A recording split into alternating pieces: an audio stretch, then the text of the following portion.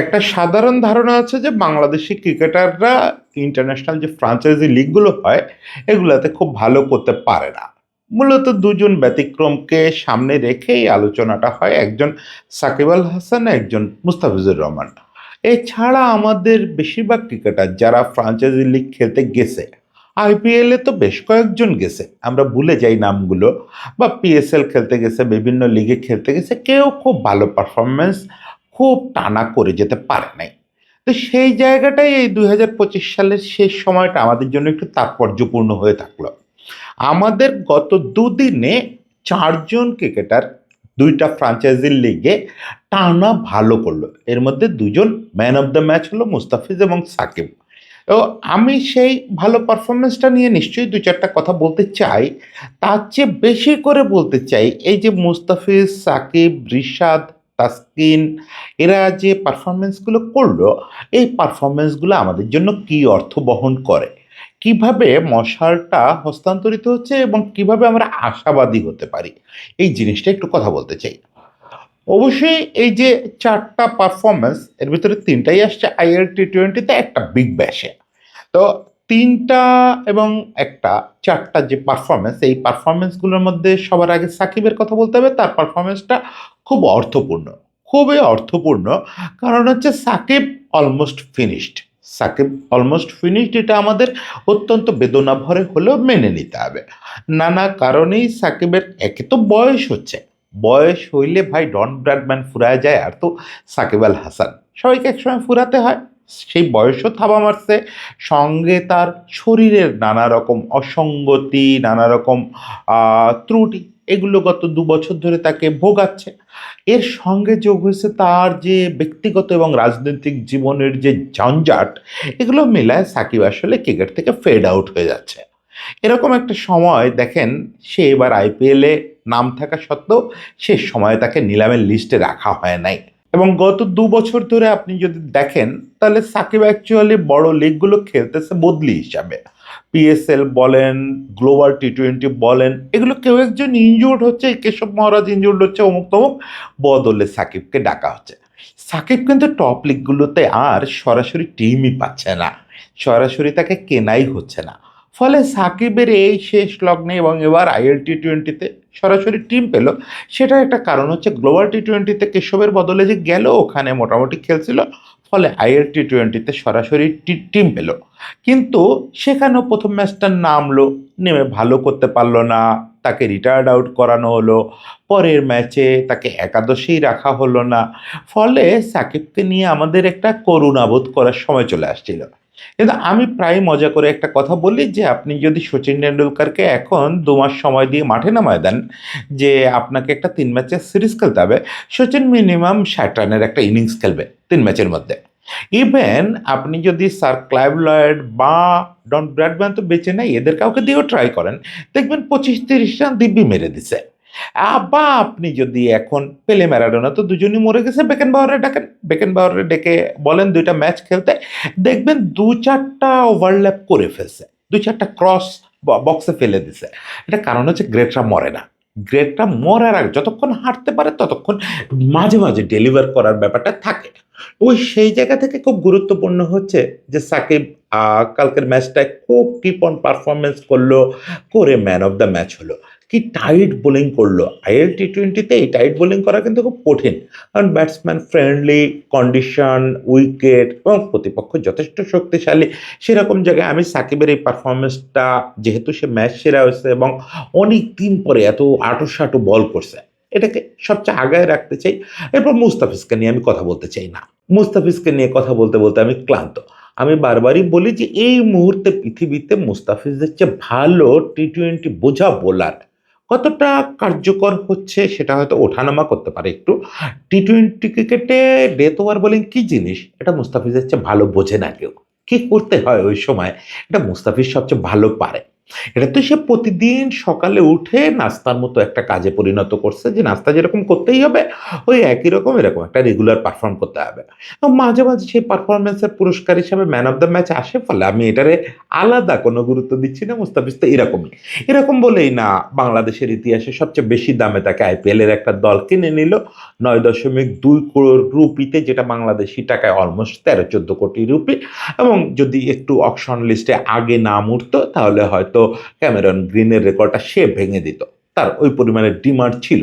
ও যখন উঠছে তখন অলরেডি টিমগুলোর পার্সে টাকা একবারে নাই হয়ে গেছে। তো যাই হোক, মুস্তাফিজকে নিয়ে বেশি কথা না বলি। তাসকিন একটা জিনিস, গত ৫-৭ বছর ধরে তাসকিনের ফ্র্যাঞ্চাইজি খেলাটা একটা মকারির বিষয় হয়ে দাঁড়াচ্ছে আমাদের সোশ্যাল মিডিয়ায়। সেটা হচ্ছে তাসকিনকে ডিরেক্ট সাইনিং এর চেষ্টা করে আইপিএল এর দলগুলো, এরকম খবরাখবর আমরা মিডিয়াতে দেখি। পরে বিসিবি অনুমতি দেয় না বলে সে খেলতে যায় না। এটা নিয়ে আজকাল মকারি করা হয় যে ওরে নিলামে না কিনলেও নিশ্চয়ই ডিরেক্ট ডাকবে, মানে অবিশ্বাসের জায়গা থেকে। সেই জায়গা থেকে তাসকিনের একটা প্রুফ করার ব্যাপার ছিল। এমনি পৃথিবীতে তো তাসকিনের এই বয়সে আর নতুন করে প্রুফ করার কিছু নাই। তাসকিন যা হওয়ার ওটা মোটামুটি হয়ে গেছে। কারণ তাসকিন একটা লম্বা সময় ধরে স্ট্রাগল করছে নিজের শরীরটাকে নিয়ে, ইনজুরিকে নিয়ে নানাভাবে স্ট্রাগল করছে। তারপরে তো ২০২০ সালের কাছাকাছি সময় থেকে সে আমাদের পেস বোলিংটা লিড করতেছে, কি অসাধারণ নেতৃত্ব দিচ্ছে সব ফরম্যাটে। এখন অবশ্য একটু, একটু করে বাছাই করতে হচ্ছে। এ ফরম্যাট খেললে ও ফরম্যাট খেলতেছে না একই সিরিজে। এটা করতেই হবে। ওই যে বললাম বয়সের থাবা পড়তেছে। আমাদের পিচ্চি তাসকিন এখন বয়স হয়ে গেছে। যে তাসকিনরে আমরা ১২ বছর বয়সে ১ম মাঠে খেলতে দেখছিলাম। তো ফলে তাসকিনের প্রুভ করার কি ছিল? সেটা হচ্ছে সে ফ্র্যাঞ্চাইজি লিগেও ভালো করতে পারে। ৪ টা উইকেট নিয়ে সে সেটাও প্রুভ করল। সবচেয়ে ইন্টারেস্টিং হচ্ছে রিশাদের পারফরম্যান্সটা। এখানে আমার একটু ব্যক্তিগত ইগোতে লাগার একটা ব্যাপার আছে। রিশাদ যখন ১ম ম্যাচটা খেললো না, তারপরে আমি একটা কনটেন্ট করলাম যে বিগ ব্যাশে দাম আছে কিন্তু আইপিএল এ কেউ ডাকে না কেন? ওটা টেকনিক্যাল দিক নিয়ে কথা বলছিলাম। তো ওই কনটেন্টটা পাবলিশ করতে, করতে ওর 2nd ম্যাচটা খেলা হয়ে গেছে। 2nd ম্যাচটাও আবার বেধড়ক পিটুনি খাইছে। ফলে আমার ওই কনটেন্টটার নিচে অনেকেই খুব রাগারাগি করছেন যে, "এই নাকি আপনার রিশাদ, এরে নিয়ে কথা বলতেছেন।" তো সেটা রিশাদকে ধন্যবাদ যে পরের ম্যাচেই রিশাদ আবার আমার কমেন্টকারীদের অন্তত বুঝাইয়া দিছেন যে রিশাদ আসলে কি জিনিস? কেন তাকে বিগ ব্যাশে স্টার মনে করা হয়? সেইটা আসলে আপনি শুধু রিশাদের বোলিং স্পেলটা দেখলে কিচ্ছুটি বুঝতে পারবেন না। কিচ্ছুটি না। তারপরেও আপনি চেষ্টা করতে পারেন একটু। সেটা হচ্ছে যে আপনি শেষ ২ ওভারে সে ৭ রান দিয়ে একটা উইকেট নিছে। এটা দেখলে আপনার মনে হবে যে মোটামুটি ভালো বল করছে। না, এইটা দিয়ে কিচ্ছু বুঝতে পারবেন না। আপনি রিশাদের প্রতিটা ডেলিভারি দেখেন, প্রত্যেকটা ডেলিভারি মার খাক আর না খাক, মার খায় নাই 3rd ম্যাচটায়। যেটা হইছে যে প্রত্যেকটা ডেলিভারিতে আপনি শুধু দেখবেন যে ধারাভাষ্যকাররা কি বলতেছে। হোবার্টের সঙ্গে ইনভলভড কেউ একজন এক্স ক্রিকেটার ইয়েতে কথা বলতেছিলেন, ধারাভাষ্যকারের সঙ্গে কথা বলতেছিলেন। তো উনি বলতেছিলেন যে আমরা এবার বিগ ব্যাশ খেলতেছি 11 এ ৩ টা লেগ স্পিনার নিয়ে। যেটা আমি আগের কনটেন্টে বলছি যে এটা খুব বিচিত্র ব্যাপার এবং ওইটাই আসলে বিগ ব্যাশ। বিগ ব্যাশ সেরকম একটা টুর্নামেন্ট যেখানে প্রপার ক্রিকেট হয়, বললে তারা ৩ টা প্রপার লেগ স্পিনার মাঠে নামায় দিতে পারে। এবং সেখানে উনি বলতেছেন যে ৩ টা লেগ স্পিনারের মধ্যে আমরা সবচেয়ে মজা পাচ্ছি রিশাদের বোলিং দেখে। এবং ঐদিন ধারাভাষ্যকাররা অলমোস্ট সম্মোহিত, হিপনোটাইজড হয়ে গেছেন।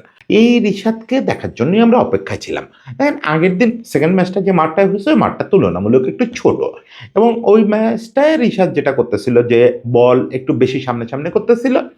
আর সবচেয়ে বড় মুশকিল হচ্ছে রিশাদ একটা ওভারে যেই পিটুনি খাইছে ওভারের শুরুর দিকে আর কামব্যাক করতে পারে নাই।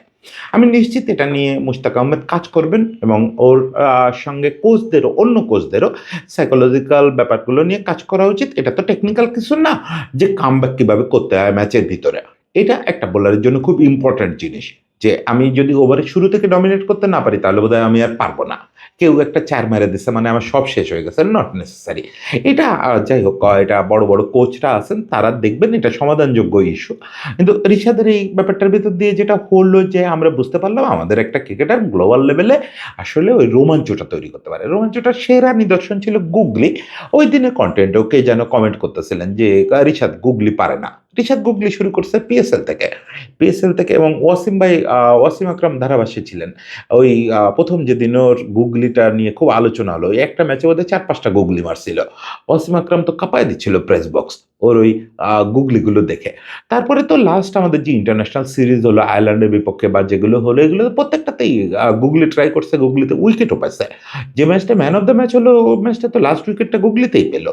তারপরে ওই যে ব্যাটেও খুব ভালো করলো যে ম্যাচটাতে, ওই ম্যাচটা তো গুগলিতেই উইকেটও পেল। অবশেষে এই যে লাস্ট ম্যাচের যে গুগলিটা, এটা আবার খুব স্পেশাল ছিল। মানে একই রিস্ট পজিশন, একই রিলিজ পয়েন্ট, একই অ্যাকশনে যখন আপনি একেবারে বলটা রং অন করতে পারেন না, তখন এটা আসলে বিশেষ সেরা বোলারের পক্ষেও খেলা প্রায় অসম্ভব হয়ে যায়। ফলে সেই কাজটা সে করতে পারছে এবং এইটাই তো আমরা আশা করতেছিলাম যে অস্ট্রেলিয়ার মতো কন্ডিশনে ও যাবে, গিয়ে নতুন পেস বাউন্সের একটা জায়গায় নিজেকে মানায় নিবে। ওখানে লেন্থটা যে একটু বেশি খাটো করতে হবে, অত সামনে করা যাবে না। এগুলো সে বুঝতে পারবে। বুঝতে পেরে ওই জায়গায় নিজের গুগলি, নিজের টার্ন দেখাবে, দেখায় জাদুটা করে আসতে পারবে এবং শিখে আসতে পারবে। ফলে এই জিনিসটা আমাদের জন্য বিরাট একটা পাওয়া হলো। এই পুরো যে ৪ টা পারফরম্যান্স ৪ টা আলাদা মেসেজ দেয় আমাদেরকে। কিন্তু আমি একটা লাইনে দেখতে চাই, সেটা হচ্ছে যে এটা একটা মশাল হস্তান্তরের মতো ব্যাপার। যে সাকিব আমাদের ১ম ফ্র্যাঞ্চাইজি তারকা ছিল। শুরুতেই তো বললাম যে অনেক ফ্র্যাঞ্চাইজি তারকা, ফ্র্যাঞ্চাইজি ক্রিকেটার আমরা পাঠাইছি বিভিন্ন জায়গায়। তেমন কেউ পারফর্ম করতে পারে নাই। এক আইপিএলেই রাজ্জাক গেছে, মাশরাফি গেছে, তামিম গেছে, লিটন গেছে। কেউ তেমন পারফর্ম করতে পারে নাই। বিভিন্ন জায়গায় আমাদের ক্রিকেটাররা গেছে, এলপিএলে গেছে, সিপিএলে গেছে, পিএসএলে গেছে। খুব ভালো কিছু কেউ করতে পারে নাই। কিন্তু সেটা একটা ব্যাপার যে সেটার ধারাবাহিকতার মধ্যে হচ্ছে আমাদের সাকিব এবং মুস্তাফিজ সবসময় ছিল। সাকিব আমাদের ১ম ফ্র্যাঞ্চাইজি তারকা এবং সেখান থেকে মুস্তাফিজ ওই উত্তরাধিকারটা বহন করছে। এখন আমরা তাসকিনকে যদি একটু সরায় রাখি, তাহলে এখন সেই উত্তরাধিকারটা আস্তে যাবে রিশাদের দিকে। ফলে ওই যে আমি বলি যে ডেস্টিনির একটা সিম্বলের গল্প লেখার ব্যাপার থাকে। সেই গল্পটাই রাতে খানিকটা তৈরি হলো। স্টোরি লাইনটা আমরা দেখতে পেলাম। সাকিব থেকে মুস্তাফিজ, মুস্তাফিজ থেকে নেক্সট হচ্ছে রিশাদ। মানে কে আমাদের অতীত, কে আমাদের বর্তমান, কে আমাদের ভবিষ্যৎ, সবটা বোঝা হয়ে গেল।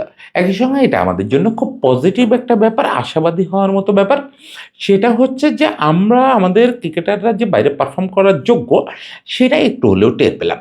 দেখেন আমাদের এই ক্রিকেটারদের এখন একটু যদি এক্সপোজার দিতে পারি আমরা, এক্সপোজার দেওয়া মানে কি? এক্সপোজার দেওয়া মানে হচ্ছে এদেরকে সিপিএল, এলপিএল এর মতো যে টুর্নামেন্টগুলো হয়, মিড টায়ার যে ফ্র্যাঞ্চাইজি টুর্নামেন্টগুলো হয় বা থার্ড টায়ারও বলতে পারেন।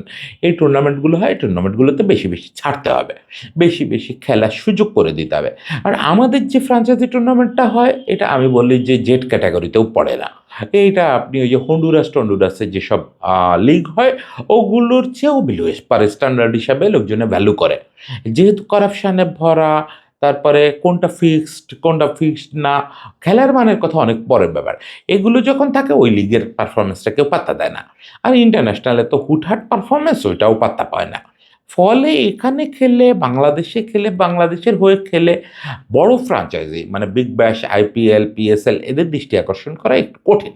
সেই জায়গাটায় আমাদের উচিত যত তরুণ আছে যাদেরকে হচ্ছে ডাকবে এই মিড টায়ার ফ্র্যাঞ্চাইজিগুলো, এইখানে ছাড়তে থাকতে হবে। অস্ট্রেলিয়া, ইংল্যান্ডের মতো দল বড় হয় যখন ফ্র্যাঞ্চাইজি টুর্নামেন্ট, তখন তারা বায়লেটারাল সিরিজ প্রায় বন্ধ রাখে। খেললেও সি দল দিয়ে খেলায়।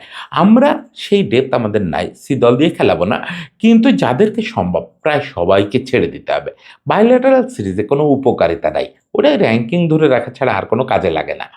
এদের যেটা কাজে লাগাইতে হবে, বিদেশ থেকে নিয়ে আসা অভিজ্ঞতাটা ন্যাশনাল টিমের হয়ে কাজে লাগাইতে হবে। সেই প্রত্যাশায় থাকি যে আমরা এদেরকে এক্সপোজার দিতে পারবো, তাহলে বিদেশ থেকে ওরা যে অভিজ্ঞতাটা নিয়ে ফিরবে, সেটা শুধু ওদের না, ওদের চেয়ে বেশি কাজে লাগবে আমাদের ন্যাশনাল টিমের। সেরকম একটা দিনের অপেক্ষায় থাকলাম। সবাইকে শুভেচ্ছা।